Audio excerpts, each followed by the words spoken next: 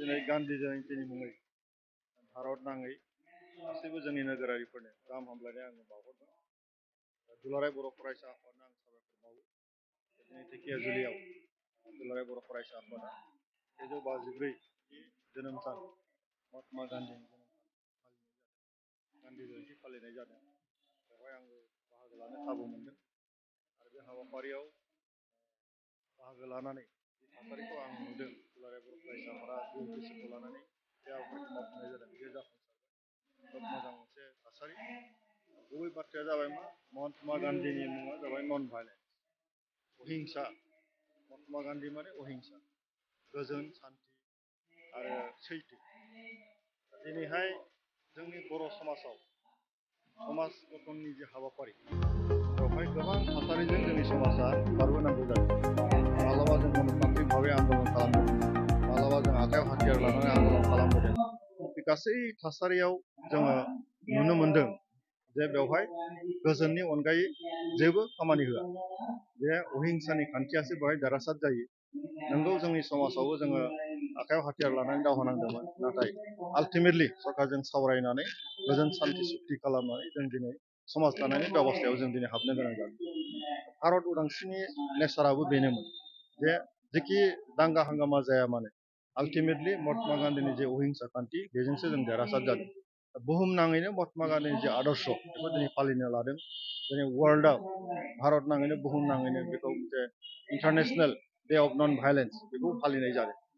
खोब मोजां थासारि आरो आं सानो बे महात्मा गान्धीनि जे आदर्श बेजों गमामायैनो जों साफ्रोमबो बेक्तिया जाथि गथ' नाङालासिनो जों बयबो बेक्ति हिसाबै जुदि बिथांनि जे आदर्श सैथो आरो अहिंसा खान्थिजों जुदि समाज बेबस्थायाव बाहागो लानानै जों बयबो खामानि मावोबा बे बुहुमा गोजोन जागोन आरो जों बेजोंनो गोग्गो समाज जों दानो हागोन। दिनैनि आफादा फरायसा आफादाथ' अहिंसा नीतिजों खारबाय थादों। बेनि जे मोनसे संबिधान बे डेम'क्रेटिक प्रसेसजों जानाय प्राइमारिनिफ्राय लानानै जोंनि आनसलिक कमिटि लानानै जिल्ला कमिटि लानानै सेन्ट्रेल कमिटि लानाय बिनि जे अर्गानाइजेसननि जे स्ट्राक्चार बे गणतान्त्रिक प्रसेसजोंनो जन्म जानाय आरो गणतान्त्रिक पद्धतिजोंनो बर' माहारिनि थांनाय खान्थिजोंनो महात्मा गान्धीनि जे आदर्श बेखौनो जोङो सिगाङाव दोननानै दुलाराय बर' फरायसा आफादा खामानि मावबाय थानाय जादों।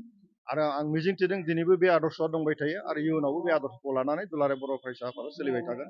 आरो बेनोल' मोनसे लामा जे समाजखौ गोग्गो समाजखौ माने गुन गोनां दानायनि मोनसे लामाया जाबाय अहिंसा।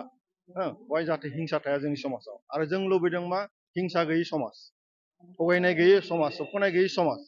गतिके बेनि आदर्श नीतिया महात्मा गान्धीनाव दं आरो बेखौ जों सिगाङाव दोननानैनो जोंनि समाजाव जोङो अहिंसानि नीतिजों जोंनि समाज दानाय बेबस्था जों बयबो बाहागो लानांगोन। आरो दुलाराय बर' फरायसा आफादा आं साननायाव, आंनि नुनायाव, आंनि बुजिनायाव बे हाबाफारिखौ दिनैबो लाबाय थादों, इयुनावबो लाबाय थादों। सिक्किम दावबायनो थांग्रा दावबायारिफोरनिसिम मोनसे गोजोनथाव खौरां। बर'नि फिसा सिया ब्रह्मनि नाजानायाव सिक्किम दावबायारिफ्रा मोनसिगोन साबसिननिफ्राय हामसिन हस्पिटेलिटी, लोगोसे हादोर आरो गुबुन हादोर दावबायनायनि टुर पेकेज। सिया ब्रह्मआ सिक्किमाव दावबायारिफोरनि थाखाय गोदानै बेखेवदों 3 स्टार आरो 4 स्टार थाखोनि हटेल लोगोआव दंफायो जानो लोंनो सुबिदा गोनां उदां रेजर्ट। बे हटेलावनो मोनबावनो हागोन गोजोनै सम बारहोनो सुइमिं पुल, देहा राफोद खालामनायनि थाखाय जिम गेलेनाय आरो देहा मोदोम नाजानायनि सुबिदा।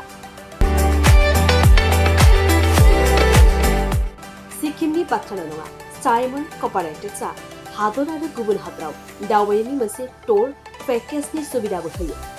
हादरनि गुबुन गुबुन बेरायथावना जायगा जेरै काश्मीर, कातार, विश्वदेवी, जगन्नाथ, पुरी, आन्दामान, गोवा, बम्बे, दाराका, बेंगालुरु, मैसूर, सिमला, मनाली बायदि बायदि, लोगोसे गुबुन हादरनि जेरै Dubai, Thailand, Singapore, Malaysia, Hong Kong, Macau, Indonesia, France, Switzerland आरो इउरप बायदि बायदि समायना नों बेरायनो लुबैनाय जायगाफोराव बेरायनायनि सुबिदाखौ लानो हागोन।